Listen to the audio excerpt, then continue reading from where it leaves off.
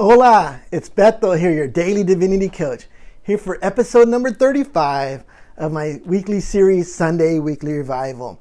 If you're watching the recorded video, go ahead and feel free to fast forward a few minutes. I'm going to tag some friends so we can get an audience going here. So, see who's out there. I'm going to go ahead and tag some friends. See Angelou's out there. See Danny. Yeah, looks like lots of friends are out there. So, again, just tagging some friends so that we can get an audience going. And once we get that audience, we'll go ahead and start today's episode. So just seeing who's out there and who we can attract. And shortly we'll have an audience and we'll get going with the show. Very excited about this. This is episode number 35 of my weekly series, Sunday Weekly Revival. So again, just tagging some friends so we can get an audience going here. So seeing who's out there live right now and who can join us for this episode. So just a few more. I'm gonna tag a few more friends here, seeing who's out there and who might be able to join us. Let's see here. Go ahead and tag a few more friends here. And we'll get started soon. See who else we can tag.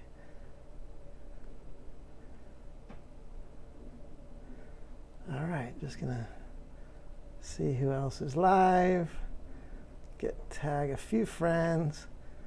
Just a couple more, and we'll get started shortly. Excellent.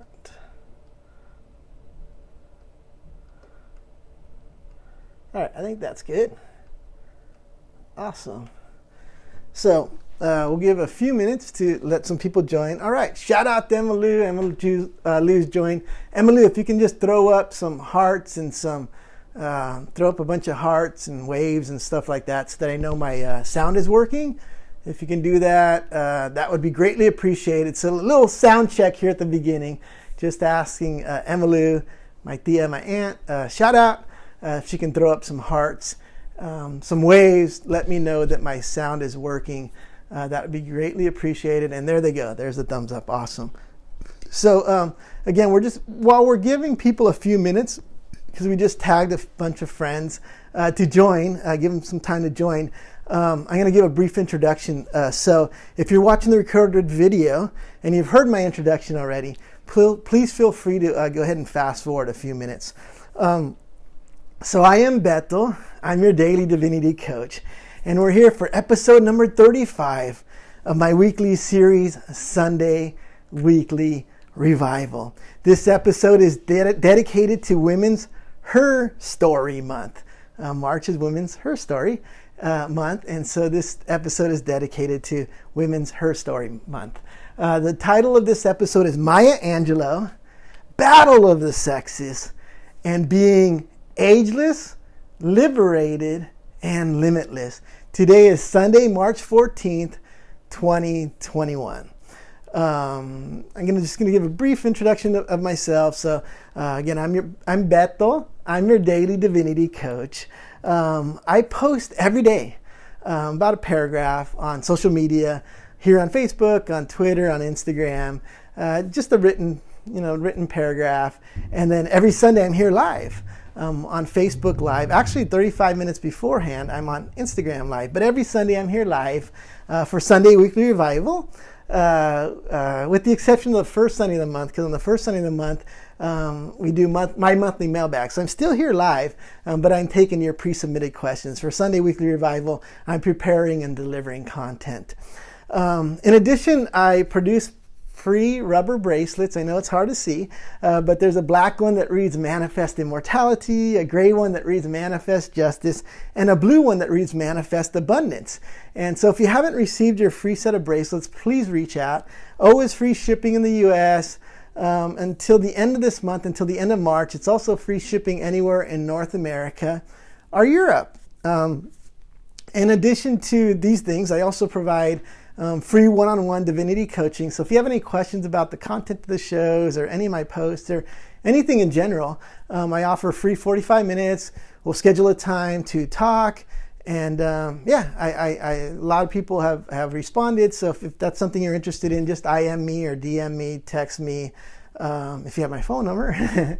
Or you can pull down a order form off my website, dailydivinitycoach.com. So same thing with the bracelets and also with scientific prayer, because if you have a need, more than happy to pray for your need.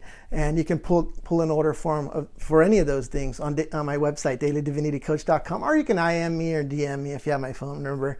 Text me or even call me. So about myself, was tutored in the law of attraction since the age of 10. Actually still am tutored by my mother.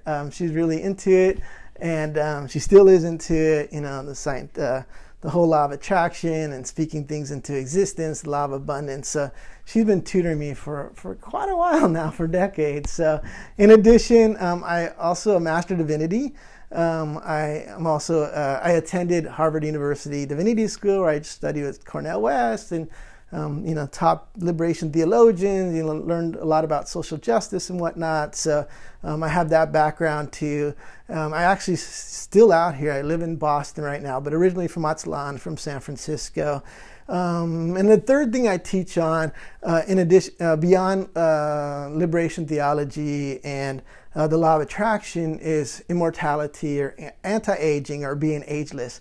And that was self-study. That was just me, a lot of reflection on ancient wisdom, on ancient texts, reflecting, reading different things about health and nutrition, talking to different people and, fitness people and whatnot. And, after like a 10-year, it was a 10-year self-study. Then I started teaching also about manifesting immortality or being ageless or anti-aging. So anyhow, that's my background. So we're going to go ahead and move into the content of the show. Really excited again about this show, dedicated to Women's History Month, the month of March. And we're going to go ahead and get started by talking about tennis, right? Battle of the Sexes was actually a tennis match. But after that, as I was doing my research and studying for this show, preparing the content, I wanted to see, what's the viewership for a major tennis tournament, one of the major tournaments, right? There's 4 major tournaments. There's the Australian Open, the French Open, the US Open, and Wimbledon. What kind of viewership do those matches typically get? And then it seemed like, it's in the single million digits. So one might get 2 million, one might get 4 million, 3 million, that type of thing would be a really significant audience for one of those tournaments, one of the majors. In 2001, the 2001 U.S. Open's women's singles final between the Williams sisters, right? Venus, the older sister, and the younger sister, Serena, that actually was aired prime time, right? So it wasn't like a Saturday afternoon or a Sunday morning, that type of thing, but it was aired prime time because they wanted to attract a lot of viewers. And it was on CBS prime time, and they got 22.7 million viewers. So a lot of viewers for a tennis match, right? 22.7 million. One of the biggest audiences ever for a tennis match. And again, it was between the sisters, Serena and Venus, back in 2001. And the older sister, Venus, actually defeated her younger sister. But there's a match almost 40 years prior in 1973 that got even more people to watch, and that was the Battle of the Sexes, a tennis match between a guy and a woman, between Bobby Riggs, a former retired professional, and Billie Jean King. She was the current number 1 in women's tennis at the time. And that match brought out a record 30,000 plus to watch it live at the Houston Astrodome, right? The big baseball stadium where there's also big concerts and that type of thing. But 30,000 plus watched it live. And I was looking at some statistics, what would be a good number watching a tennis match, especially back then. It was 3,000, 3,500, maybe 5,000 would be a lot, right? But this got 30,000 people. So unbelievable numbers, right? Remember that match in 2001 between the Venus sisters that was aired primetime got 22.7 million viewers. Riggs versus King, or King versus Riggs, right? The Battle of the Sexes got 50 million, so more than twice just in the US watching. Globally, an estimated 90 million, right? So huge numbers, right? When you put it in perspective, just huge numbers watching this match. So what was the background? Why were people so excited about this match, right? So the background was this. It was about equal pay for equal play. That was the background. Women's tennis players were demanding equal pay for equal play. They wanted to be paid what the men were paying. And they had a strong argument, right? Economic argument. They were bringing out as many people, right? They're selling as many tickets to their matches as the men's were, right? As many people were viewing their matches as the men's were, yet they were being underpaid. They weren't being paid equally. So for example, at the first Open Wimbledon, wasn't the first Wimbledon, but the first Open Wimbledon in 1968, the men's winner, Rod Laver's purse was 2.5 times more than the women's singles winner, which was Billie Jean King. So for the same play, right, Laver was paid 2.5 times more, and that was 68. It got worse. The pay disparity actually got worse, as 1969, 1970.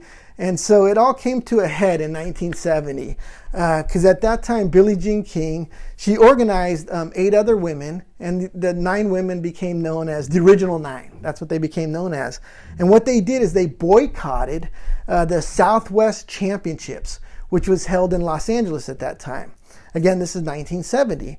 And they demanded equal pay. They said, if you're not going to pay us equally, we're going to boycott.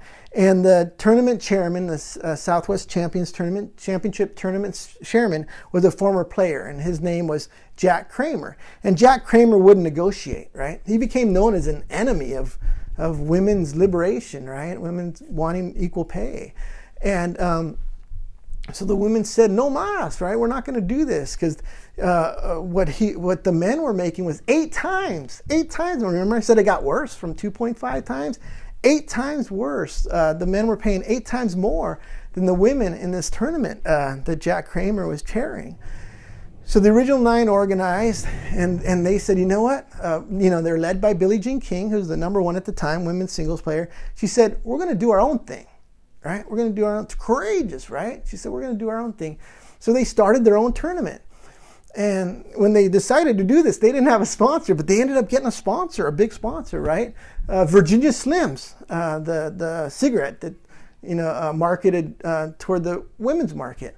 The manufacturer Philip Morris, they got a sponsor, Virginia Slims.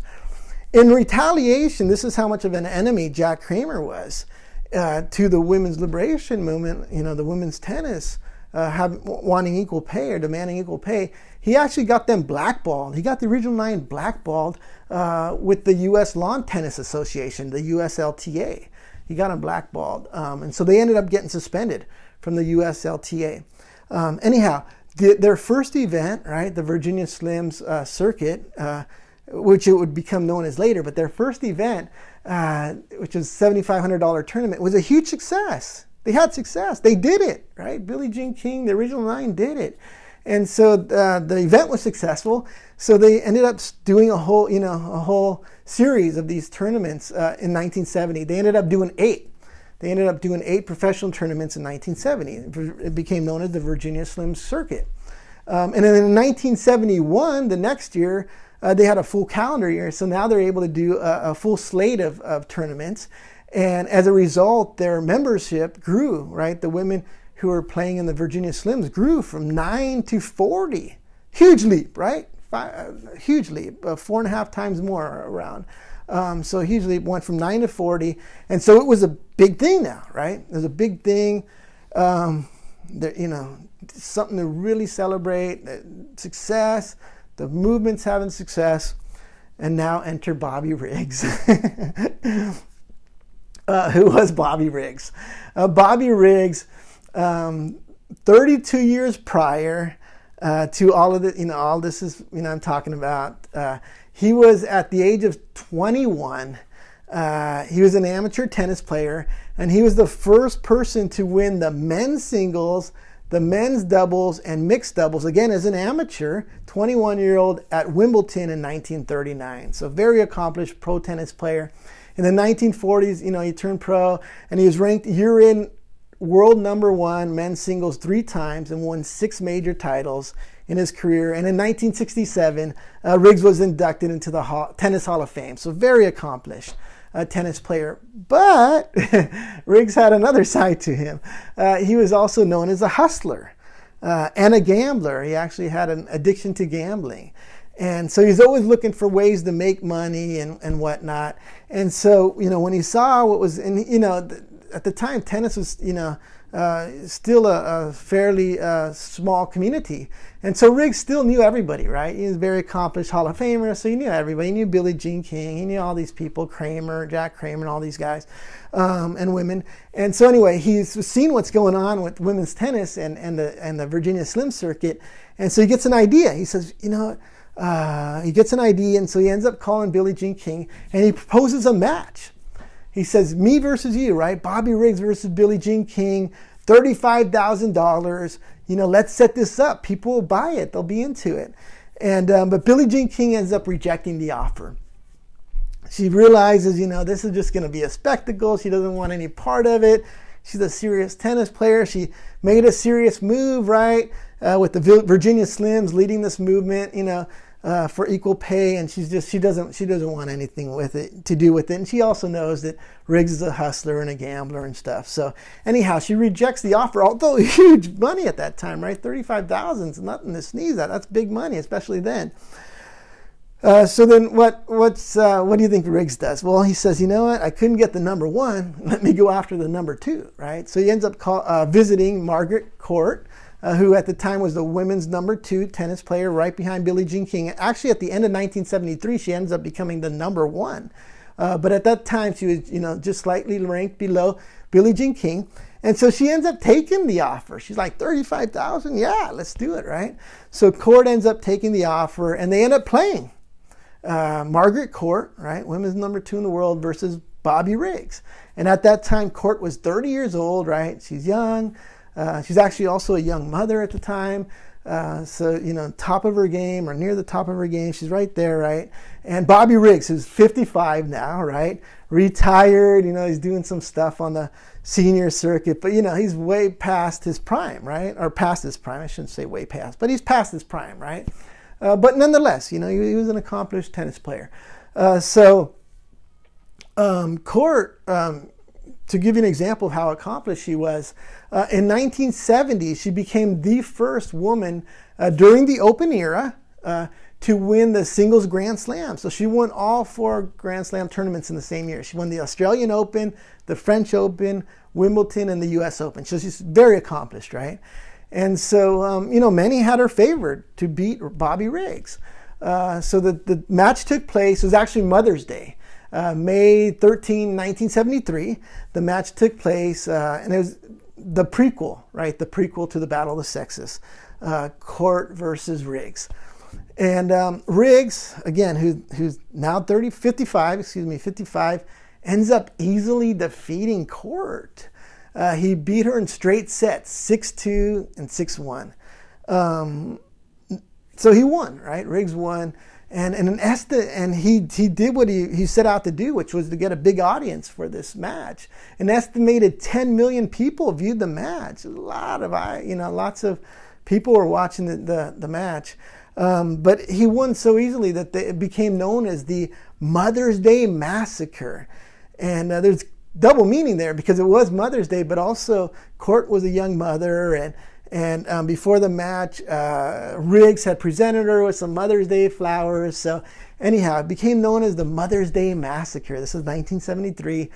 And also, the victory was hailed as a triumph against women's liberation. And Riggs, after the match, declared himself as the number 1 ladies player in the world. Even though he's a guy, he defeated Court, so he declared himself, I'm the number 1 ladies player in the world. And what he's really doing is he was playing the role of the heel. He's trying to get under Billie Jean King's skin to lure her out, because he knew that was the big payday, was to get Billie Jean King on the court, right? Because, he had originally offered to play Billie Jean King, and she rejected his offer. So he played the heel. He wanted to play like the anti-women's liber, right? He called himself the male chauvinist pig, and he'd say outrageous stuff, and it worked. He's getting people interested in these matches. So after he beat Court, he issued a challenge to King. He said, "Now I want King bad." He said, "I want her bad." He said, "I'll play her on clay, grass, wood, cement, marble, or roller skates." He even said he'd play her on roller skates, right? So he's really drawing her out now, right? He's drawing her out. And anyhow, he ends up getting his wish. He gets his wish. 4+ months later, King versus Riggs, September 1973. And it ended up being a winner-take-all for $100,000. So almost triple the purse for Court versus Riggs, right? Now we're talking $100,000, serious money for one match. So in the lead up to the match, Riggs is really playing this up. He declared that he was going to be the man to end women's liberation and their demand for equal pay. He even said, "I want to prove women are lousy and don't belong on the same court as men." I mean, these were his words, right? He's really playing this up. But Billie Jean King, she had a personal relationship with Riggs. She knew who he was. He was a hustler. He was a gambler and stuff. And she knew he was playing it up, right? She knew he was, doing the Gorgeous George thing and, trying to attract a big audience for this match because he wanted to make money. It was about money for Riggs, right? But she also knew that Jack Kramer, right, the one that blackballed the original 9 from the U.S. Lawn Tennis Association, that it wasn't comedy, right? It wasn't showmanship for Kramer. Kramer really was an enemy of women's liberation. And so when Riggs said that he was going to have Kramer be the announcer, because Kramer was an announcer for the match against Court, King said no. She said no. He's an enemy, and so ABC ended up not having Kramer on the air as an announcer. Howard Cosell was a key announcer, and there's some others as well, but no Kramer. King said no, right? So anyhow, before the match, right, when they met at center court, and talk, just an example of the showmanship, right, the spectacle, because it was a spectacle, right? That's why King didn't want to do the original match, because she knew it was going to be a spectacle. So part of the spectacle was they met at center court, and Bobby Riggs, being the hustler that he was, he secured a sponsorship with Sugar Daddy. Right, the candy maker. He actually, they made him a jacket, and he actually wore the jacket at the beginning of the match. He was supposed to wear it the whole way through, but he was getting hot and tired and bothered, so he ended up taking it off, during the game. But so he shows up center court with a Sugar Daddy jacket, right, and a big giant-sized Sugar Daddy lollipop, and provides it to, King, right. So he's playing the whole male chauvinist pig, role.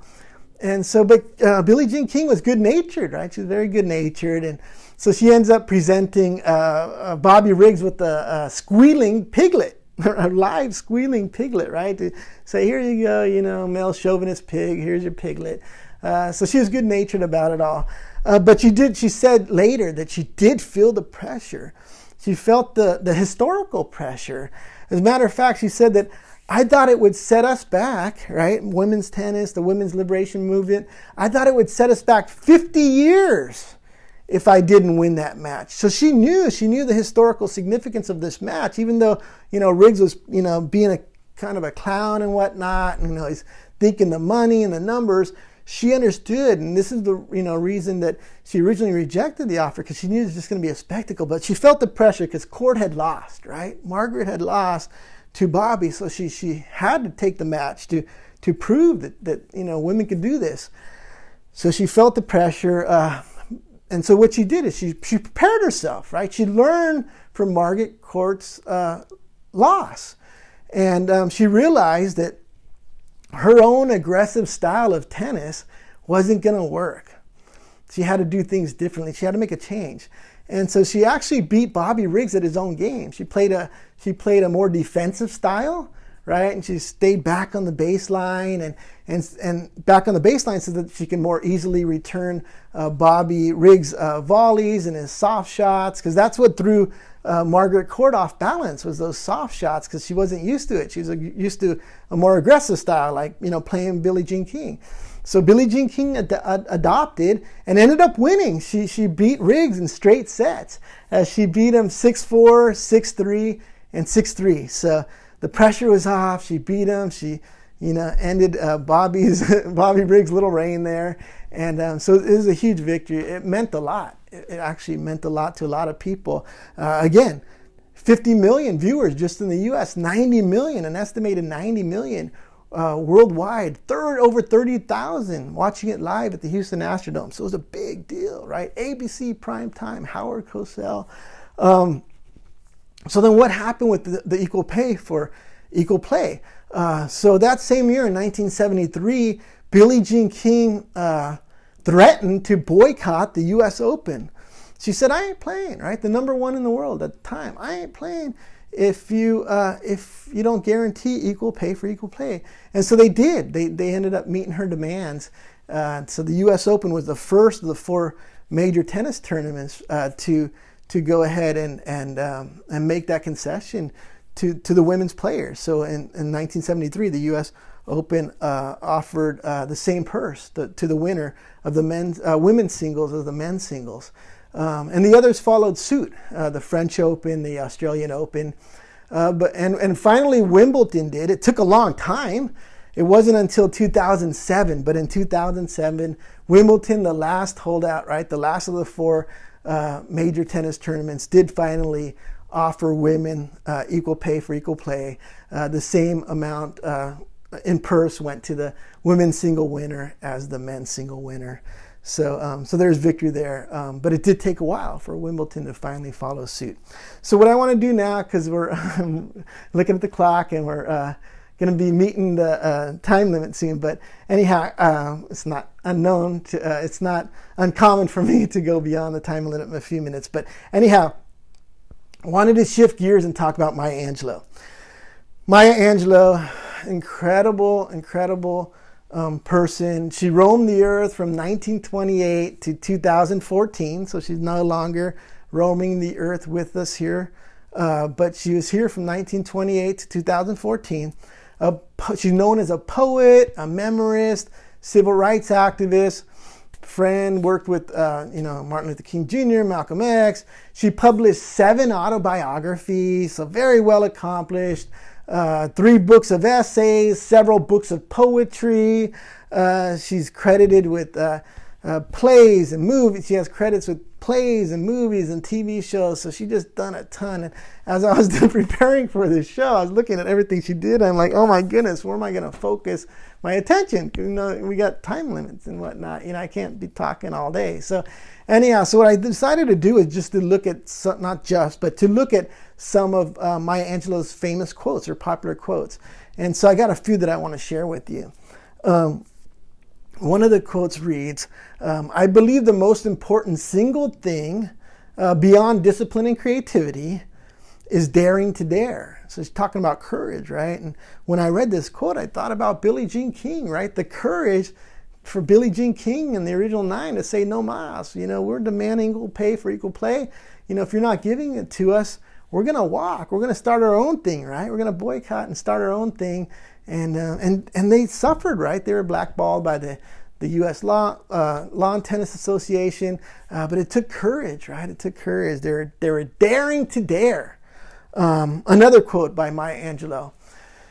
If you're always trying to be normal, you will never know how amazing you can be. This one speaks to me personally because, when I started doing this work on social media, it's been 1.5 years now. It was about not being normal. It was about, oh my goodness, I'm going to be talking about immortality and all these things. And, but I said, you know what?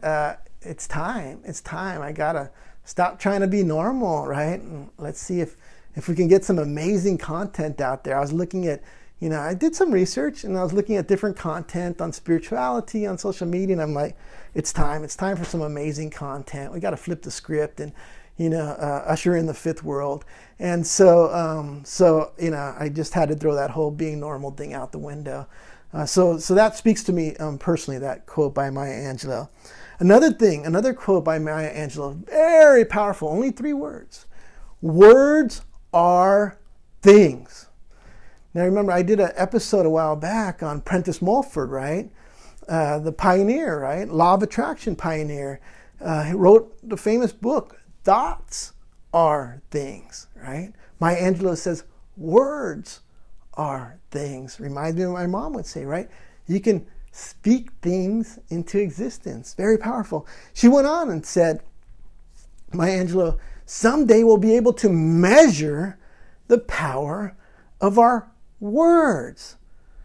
She was prophetic, right? She was looking ahead. She's looking beyond the present reality, right? Beyond the fourth world, looking into the fifth world, right? She was a precursor to the fifth world. She could see things in the future.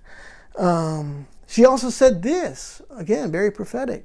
She said, there is a world of difference between truths and facts. Facts can obscure the truth.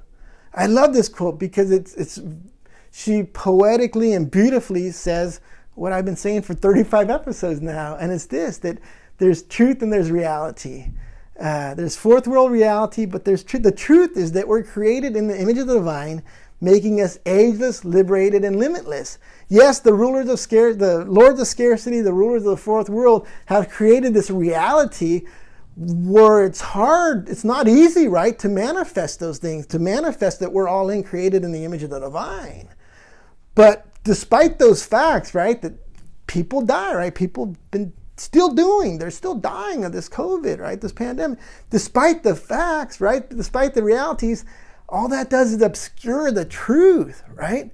It obscures the truth. It's not truth, right? It obscures the truth. So beautifully poetic way of saying that, of saying the way Maya Angelou put that.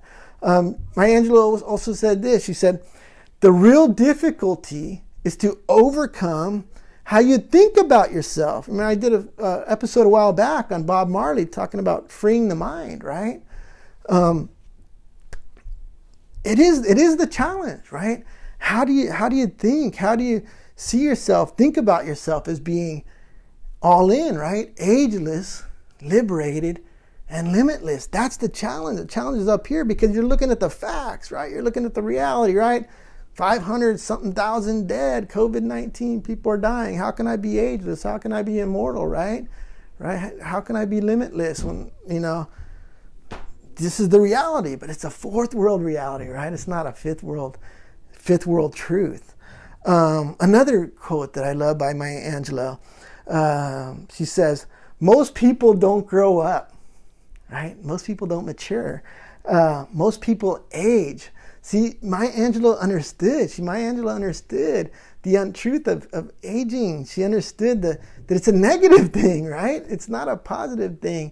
So that again, most people don't grow up, right? Most people don't mature. Most people just age, right? And then the last thing she said, ask for, or not the last thing she said many things, but the last quote, because of time, the last quote that I'll reference, Maya Angelou saying, ask for what you want and be prepared to get it. I love this quote because it reminds me of, what my mom taught me about scientific prayer, right? You got to ask for it. You got to visualize it, right? You got to see it happening in the spiritual world, right? And then you got to prepare for it in the natural world because it's going to happen. So ask for what you want. Again, Maya Angelou's words, ask for what you want and be prepared to get it. Just a beautiful quote. So beautiful that I'm going to end there.